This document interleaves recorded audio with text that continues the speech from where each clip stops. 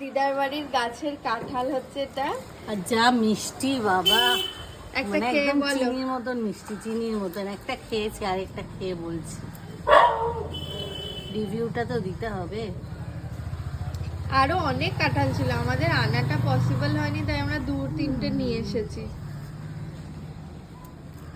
দারুণ খেতে, মানে কি মিষ্টি, যে কি মিষ্টি, দারুণ খেতে। আমার মা এমনি কাঁঠাল খেতে ভালোবাসে, আর তারপরে এত যদি মিষ্টি হলে তো কথাই নেই।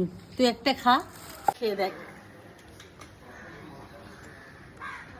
কেমন, দারুণ মিষ্টি।